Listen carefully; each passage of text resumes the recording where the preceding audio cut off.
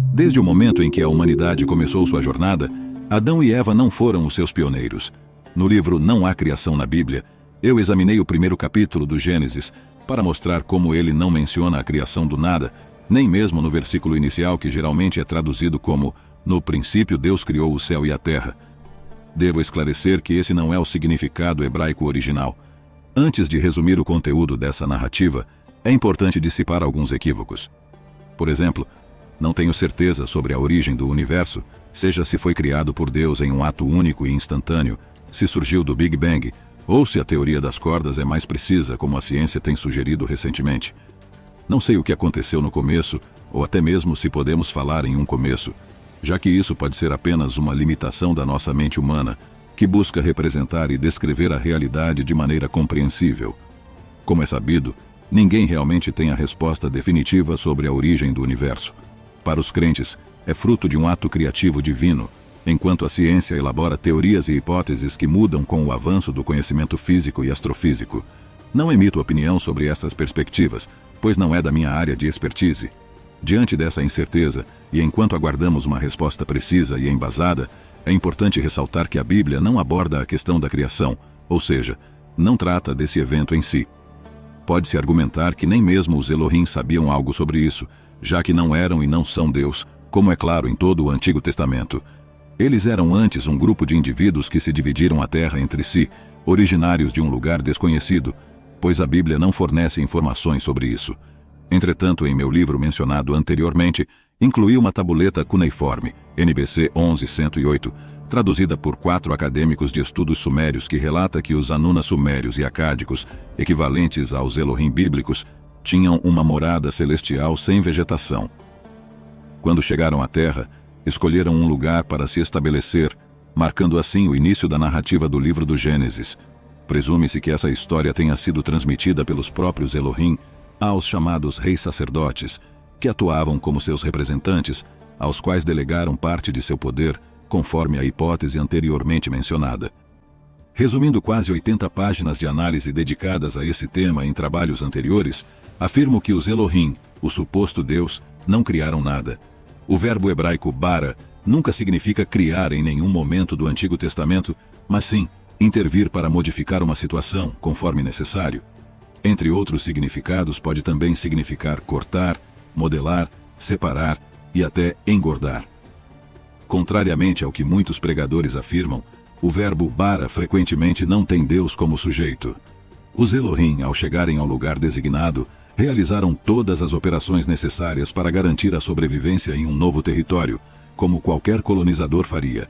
O Gênesis relata que, primeiramente, criaram uma reserva de água, realizando uma grande obra hidráulica, tornando as terras baixas propícias para o cultivo experimental de vegetais comestíveis e para a criação de animais para alimentação.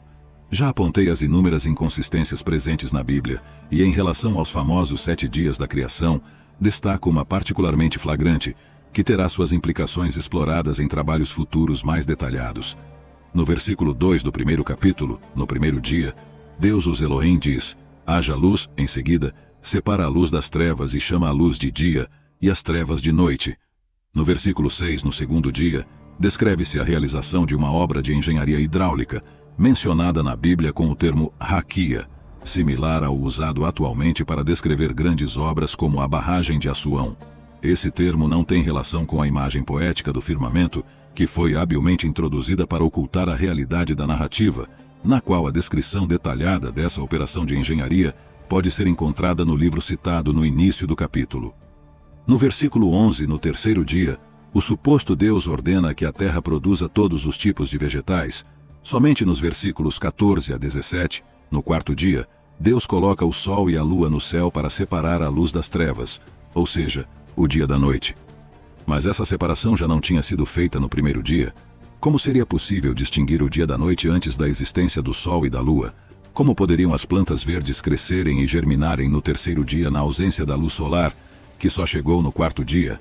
No quinto dia chegam os animais, e no dia seguinte é narrada a chamada criação de Adão, sobre a qual falarei em breve.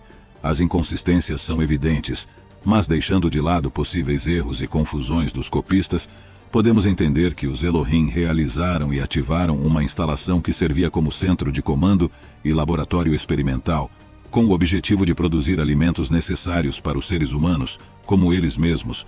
Deixo para uma pesquisa futura a análise sobre as luzes que iluminavam e marcavam a sequência temporal dos acontecimentos naquele laboratório experimental. Seria um sistema de iluminação artificial temporizado?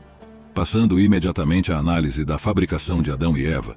Não foi por acaso que usei o termo fabricação, pois, assim como a Bíblia não menciona a criação do céu e da terra, também não menciona a criação do homem. Parto de uma premissa clara e inequívoca. O texto bíblico contém a síntese de diversas operações de engenharia genética. Essa afirmação pode gerar perplexidade, mas é confirmada pela filologia hebraica, que indica que os hebreus sempre entenderam esses textos como referentes a operações de biologia molecular realizadas no patrimônio genético dos hominídeos, utilizando porções de DNA dos Elohim. Para ser honesto e manter a integridade das informações, devo mencionar que a filologia hebraica afirma que os engenheiros genéticos não eram os Elohim, mas sim os Rofim, principalmente aqueles que pertenciam ao povo hebreu. Essa informação é derivada da literatura talmúdica. No entanto, a Bíblia não menciona esses Rofim e, em vez disso, fala dos Refaim, que nunca são associados à criação do homem. Sem dúvida alguma, a paternidade dessas experimentações no campo biomolecular é atribuída aos Elohim. Observo que o Talmud hebraico e a Bíblia hebraica discordam sobre esse aspecto, mas essa questão não está dentro do escopo da minha competência e deixo para os exegetas israelitas encontrarem uma possível conciliação. Em meus trabalhos foco no que está escrito no texto bíblico e no que desejo destacar. Apesar das contradições apontadas pelos filólogos nos textos da tradição, há um fato inegável. No passado distante, na Terra, houve aqueles que realizaram operações de engenharia genética para acelerar o processo evolutivo dos hominídeos, criando assim uma espécie com características compatíveis, em vários aspectos, com seus criadores. Em ensaios anteriores sobre os conteúdos bíblicos, dediquei capítulos inteiros à análise de cada passagem que descreve essas operações. Portanto, aqui vou apenas resumir o evento que nos transformou em Homo sapiens e Homo sapiens sapiens, verdadeiros organismos geneticamente modificados. Neste trabalho foco especialmente na operação genética que resultou na fabricação de Adão e Eva, uma vez que o Antigo Testamento trata desse assunto de forma específica. Antecipo o que em breve discutiremos.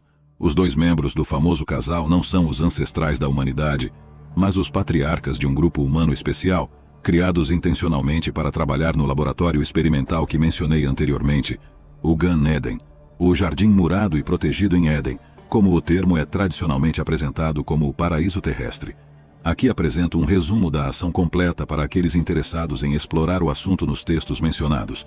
Os Elohim decidem criar Adão utilizando seu próprio Tzelem, um termo que literalmente significa o que de material que contém a imagem, dos próprios Elohim neste caso, derivando da raiz verbal tzalam,